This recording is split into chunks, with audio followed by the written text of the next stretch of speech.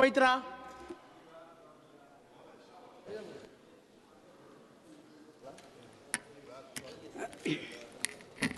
Thank you, Honorable Chairperson, sir. Why have we all gathered here today? It is because the government of the day wishes to have a discussion on our national song, Vande Mataram, in the 150th year of its birth. हम ध्यान से आपकी बात सुने, राजनाथ जी और PM साहब दोनों। बहुत खूबसूरत है हर बात, लेकिन अगर दिल भी होता तो क्या बात होती? The irony is not lost on us parliamentarians present here, or on a billion-plus Indians who we represent, that we are living in an India today where real unemployment among the youth is upwards of 20%. That we are choking in a national capital where AQI routine levels are over 800, when the centre is purposefully starving non-BJP states of their Manrega, their housing, and their water dues, where millions of people are being subjected to a hurried, arbitrary process of mass disenfranchisement, when in session after session, we in the opposition are bullied, browbeaten, and prevented from raising pressing issues of national importance, suddenly the government finds it so important, so necessary, so urgent to discuss the historical complexities of a song. What is even more ironic is the claim that the hate and divisiveness in today's India can be linked back to this song. And by the way, just 2 weeks ago, on November 24, 2025, the Rajya Sabha Parliamentary Bulletin published a section on parliamentary customs and conventions, where it explicitly informed all members that the decorum and the seriousness of the proceedings of the House requires that there should be no Jai Hind, Vande Mataram, or any other slogans raised in the House. So Vande Mataram, in your view, as of last week, placed on record in a parliamentary bulletin as a slogan that was both indecorous and non-serious. And yet, you suddenly want to discuss it for 10 hours in this House. Why? I'll tell you why. Because no doubt, some half-wit BJP IT cell minion has probably advised you that the Vande Mataram card, if played right, will give you an advantage to the BJP in the 2026 Bengal elections. There is no other reason behind the timing of this discussion, none at all, take it from me. But we are delighted.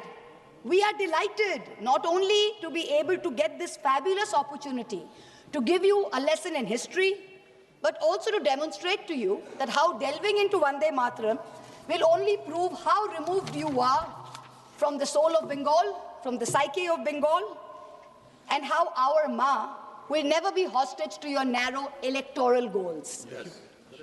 Let the history lesson begin. What do you say? Let it begin. Bankim Chandra Chattopadhyay's two-stanza hymn, Vande Mataram, was first published in the literary journal Bongo Darshan on November 7, 1875.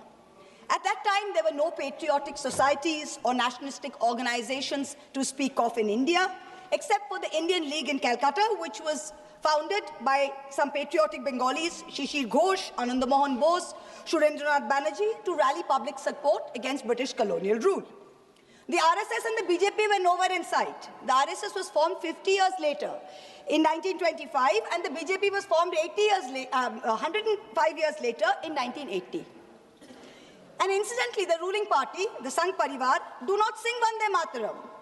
I remember this hilarious episode in 2017, I think it was, on TV, where there was a BJP spokesperson called Naveen Kumar Singh, and he was asked to sing Vande Mataram. He was looking at his mobile phone, and even then he couldn't sing it. Also, in August 2017, I remember a cabinet minister in the UP government, Baldev Singh Aulak, I think his name was, he was unable to correctly sing this song on a TV news show. In January 2019, before the last Lok Sabha election, BJP leaders held a protest where they were going to make Muslims sing the song. They themselves could not sing the song correctly, so the meeting descended into chaos, and the BJP leaders and their followers chanted slogans like, "Is desh mein agar rehna hoga, to Vande Mataram kehna hoga." So frankly, the BJP's commitment to this song is a badly scripted comedy. The British ban the use of the slogan Vande Mataram under the sedition laws and banned its singing in any public place. When India's youngest freedom fighter, Bengal's brave son, Khudiram Bose, was led to the gallows in 1908, he had Vande Mataram on his lips. When in 1927, Ram Prasad Bismil walked to the gallows in Gorakhpur jail, when Ashfaqullah Khan walked to the gallows in Faizabad jail, they all had Vande Mataram on their lips. But this is the same slogan that the Rajya Sabha bulletin finds non-decorous and non-serious in the Rajya Sabha. Who in the BJP, who in the RSS, who in the treasury benches can claim even a tenuous link to the freedom struggle, that today you feel you are the guardians of Vande Mataram and will teach us Bengalis and the rest of India what its significance is? Out of 585 total prisoners in Andaman Cellular Jail, Kalapani, between 1909 and 1938, 68%, 398 were Bengali. The second largest contingent was from the Punjab, 95 revolutionaries. Why did you not rename the cellular jail after Barin Ghosh, after Ullashkar Dotto, after Indu Bhushan Roy? What homage have you paid Bengal? What homage have you played the land of Vande Mataram? Today you're having a discussion on this. The hymn Vande Mataram did not gain much popularity till it was included in Bankim Chandra Chattopadhyay's novel Anandamot in 1882 when it was published.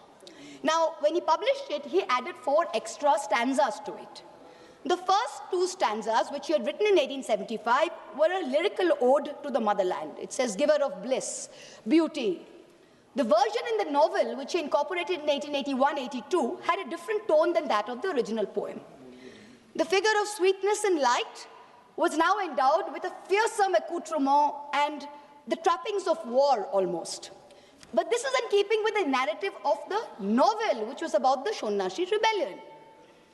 It is important to note here that in the next 4 stanzas that he wrote, Bankim Chandra Chattopadhyay used the words Shaptokoti, which means 7 crores. Now, 7 crores in the 1871 census was the population of undivided Bengal, Bihar, Orissa, and Assam. So this means that the novel, the hymn, was about Bengal. The hymn was about Bengal, and the mother he refers to is also in Bengal's concept and Bengal's context. This was not originally written as a nationalistic, pan-India song. It was not. Let's be very clear about that. So how did it become this nationalistic song? How does A.R. Rahman sing it in 1997? How? It was none other than the poet laureate Rabindranath Tagore who composed the first musical score of the song based on Desh Ragini around 1885. Rishi Bankim liked the song and the tune so much, he himself included it in the 3rd edition of his book, Anandamot, in 1886.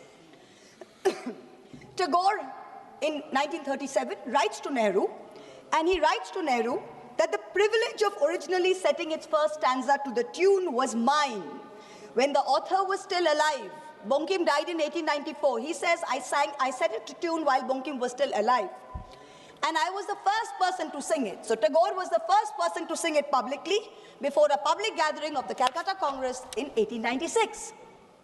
So Tagore sets the tune and he sings it publicly in the presence of Rahmatullah Saini, Dadabhai Naoroji, Surendranath Banerjee. The song gained mass popularity when? Only after 1905, when the Swadeshi movement as a reaction to Lord Curzon's partition of Bengal took place. Itinerant singers sung it in Prabhat Feris every morning to raise national consciousness. Rabindranath Tagore himself, on Raksha Bandhan Day, October 16th, 1905, led the famous anti-partition protest where Hindus and Muslims tied Rakhis on each other and said, Vande Mataram. Today, this BJP government, who claims to promote Vande Mataram, has ensured that even the moon, that moon of Raksha Purnima, that moon of Eid, has been partitioned. Hindu women can break their Karwa Chauth fast on their roof with the sighting of the moon, but a Muslim in a BJP-ruled state is forbidden from offering Eid ka namaz on his roof to the same moon. And you are blaming a song for India's divisiveness. The song was sung again during the Congress session in Benares in 1905 by Tagore's niece, Sharla Devi Chaudhurani, who replaced the Shaptokoti, the 7 crores, with Trikshakoti, which means 30 crores, which is the population of India in the last census of 1901. So this is the first time that the song is gathering a pan-national appeal. Gandhiji, in the Indian Opinion paper, he writes in December 1905 that this song is so popular. Just as we worship our mother, so is this song a passionate prayer to India. Tagore continued to use the refrain Vande Mataram almost as a slogan in some of his own songs. He says it in many of his own songs. Many of his own songs use the term Vande Mataram. The Swadeshi agitation of 1905 and 1908 saw Vande Mataram as a clarion call. The great Tamil poet Subramanya Bharati, he translated it in Tamil in 1905. It began to be sung in meetings and processions all over India, from coastal Andhra Pradesh, from Vijayawada and the Krishna, to after Jallianwala Bagh in the canals and cantonments of Punjab, where they didn't think of it as a Bengali Sanskrit hymn. They saw it as a shared call of resistance. You, this government today, claim to be the guardians, the true upholders of the spirit of Vande Mataram. We've listened to the Prime Minister for an hour. We've listened to the Honorable Defence Minister for an hour tell us about how they are the true upholders of Vande Mataram. So let me, as a true Bengali, as a proud Bengali, speak for 10 koti Bengalis today, who you call Bangladeshis, who you call Rohingyas. You harass us on the streets. In colonies, you throw us out when we are pregnant across the border. I'm going to dissect the song stanza by stanza and demonstrate how you are butchering both the spirit and the soul of Vande Mataram far more than any 1937 resolution ever did. Shujalang Shufalang Balayaja Shitalang Shushamalang Mataram. What do we have here? What have you done on your watch? Shujalang, beautiful abundant water. Over 70% of India's surface water is undrinkable today. India ranks 120 out of 122 countries in the Water Quality Index. 21 major cities, including Delhi and Bangalore, are expected to deplete their groundwater reserves by 2030. And yet, in the face of this data, the government is cutting the Jal Jeevan Mission money to all the states. Bengal itself is owed 3,000 crores in Jal Jeevan Mission money. This is what you are doing for Shujalang. Malayaja Shitalang, the cool, fresh air. This is a joke. The AQI in the national capital today is between 800 and 1,000 routinely. Our children are choking. The elderly are dying. You know what the centre's done? The centre has exempted 78% of thermal power plants from installing key anti-polluting systems. The Environment Ministry has spent less than 1% of its 858 crore pollution fund in 24-25. Fossil fuel-driven pollution claims 1.72 million lives in India, and premature mortality due to outdoor air pollution costs India $339 billion US. That's 9.5% of our GDP. That's what we are doing for Malayaja Shitala. Shoshro Shamalam, the blessed fertility of the soil. What's the government done? The Ministry of Agriculture and Farmers Welfare saw a reduction in its budget of 2.5% this year. Pradhan Mantri Fasal Bima Yojana, meant for the poorest of farmers, suffered a cut of 3,600 crores. It is estimated that 37% of India's land is affected by degradation. 2/3 of soil samples collected from India are deficient in nitrogen, phosphorus, and potassium, and 85% contain too little carbon for functioning soil systems. Shuhashining, Shumoduro Bhashining, sweet smile, sweet in speech. You, the ruling party, with your hate speech, routinely call for violence against Muslims and minorities. For calls from genocide in Haridwar to open threats in rallies, you use terms like vote bank, infiltrators, ghuspetia, those with more children as dog whistles. You impose Hindi on us. You call Bangla a Bangladeshi language. You have unleashed the worst kind of linguistic terrorism on all of us, where people are scared to speak their mother tongue in the streets of Delhi, in the streets of Gurgaon. There is no Shumodhura Bhashining in today's BJP. Shukhodang, Borodang, Matarang, give us happiness. Today, an arbitrary, hurried exercise of your design is making the Election Commission force such work pressure that BLOs are committing suicide. And what does the Election Commission say to us? They say, oh, it's in the line of duty. They should be happy doing it. India is ranking 118 out of 147 countries in the 2025 World Happiness Report.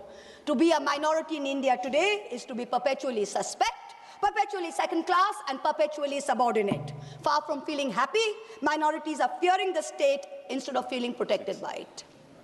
Tumi vidya, tumi dharmo. Sir, I have 22 minutes. Only two speakers. 1 minute. Sir. Time has to extend. Okay. Already we Tumi reached. vidya, tumi dharmo. Let's talk about vidya first. Honorable members, we reached already 6 o'clock. I want to know the sense of the House. If the House decides, we can go on up to the discussion is over. Time can be extended. Time extended. Now you can speak. Tumi vidya, tumi dharmo. Let's talk about vidya first. Under this government, outlay for education is still at an abysmal 3.8%, far below the 6% envisaged by the NEP and far below other developed nations. Grant in aid for the All India Council of Technical Education has dropped nearly 61% in the last 2 years. The UGC's budget has been slashed by 47%. Let's take one example, Delhi University. The University of Delhi is grappling with a fund gap of 250 crores in this financial year. It needs 544 crores. The UGC has allocated just 313 crores. Tumi Vidya doesn't seem so. Now we come to Tumi Dharmo. When Rishi Aurobindo translated the verses of Vande Mataram into English in Karma Yogi in 1909, he translated dharma as conduct, not religion. Here was the root of the difference between a communalistic and a nationalistic interpretation and the political use of Vande Mataram as a song, as a war cry. It's not a communalistic interpretation. It is a nationalistic interpretation, and Rishi Bonkim's hymn Dharma signifies conduct. And for a ruling party, for a prime minister, it should not just be Dharma, it should be Raj Dharma. I cannot help but remind this House of the late Prime Minister Atal Bihari Vajpayee, who in March 2002, when asked what a certain chief minister ought to do, famously said, Raj Dharm ka palan kare. Raj Dharm, Raja ke liye, Shasak ke liye. Praja praja mein bhed nahi ho sakta. Na janam ke aadhar pe, na jati ke aadhar par, na sampraday ke aadhar par.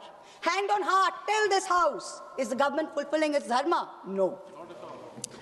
Bahute tumi ma shakti, hridoye tumi ma bhakti.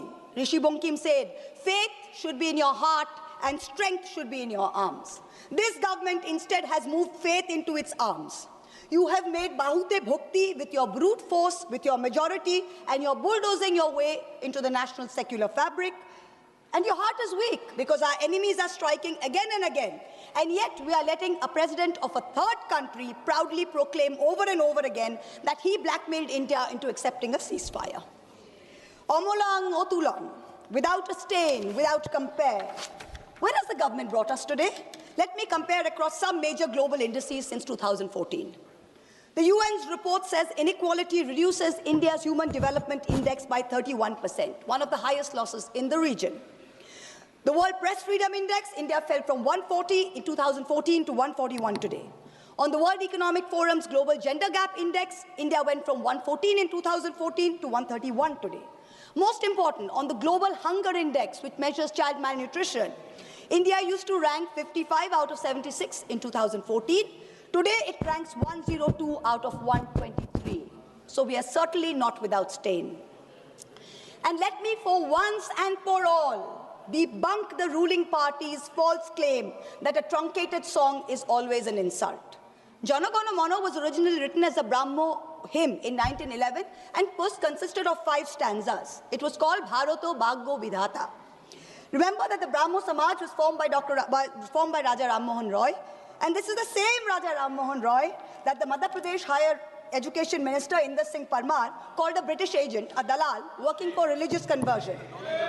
If your party's man is calling Raja Ram Mohan Roy a dalal, I wonder what kind of higher education he can be responsible for. Jana Gana Mana is also a truncated song. Of the 5 stanzas, only the first stanza is sung as a national anthem. The second stanza says, Aho raho tumi aubhan, aubhan procharito shunito abo udaro bani, Hindu, Buddha, Sikh, Jain, Paroshik, Musulman, Christiani. This means something relatively simple. Tagore addresses Bharat Bhagya Vidhata, the maker of India's destiny. And here is a verse whose restoration would mean a strong symbol, a strong gesture against divisiveness. But you're not bringing a resolution to bring that in. You're talking about what religious context you can view Vande Mataram in. And this is where you've made the biggest mistake, Mr. Prime Minister.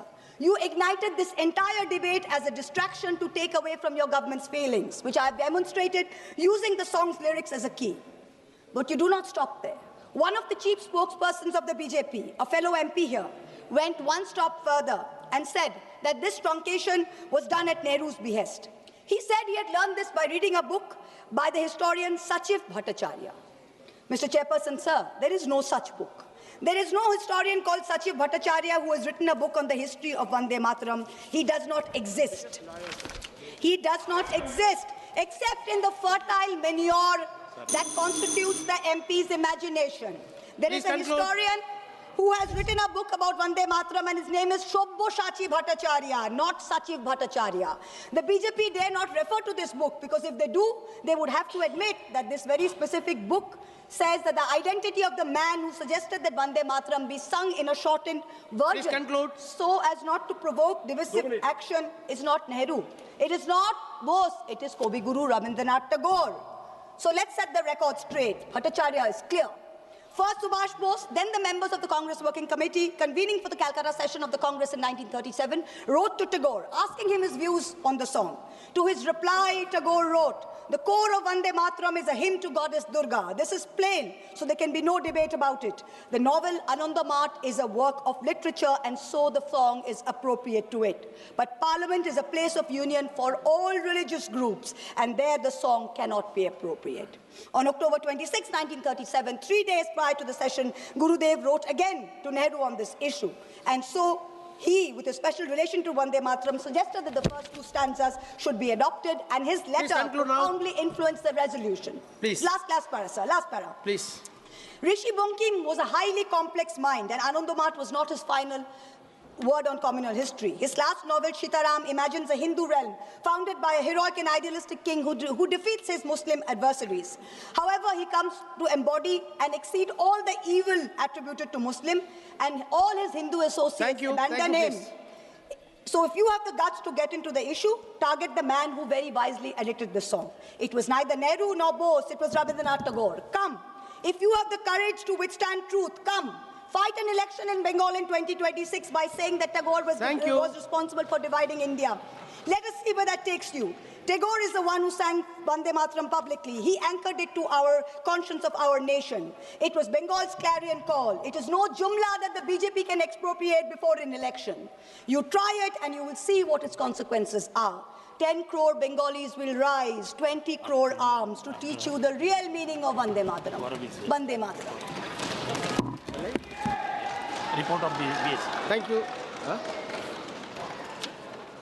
Now papers has to be laid. Report of Business Advisory Committee, Sri Gurugav Gogoi. Gaurav Gogoi. I rise to present the 12th report of the Business Advisory Committee. Sri Dipendra Gowda. Dhanyawad, Adhyaksh Mahoday.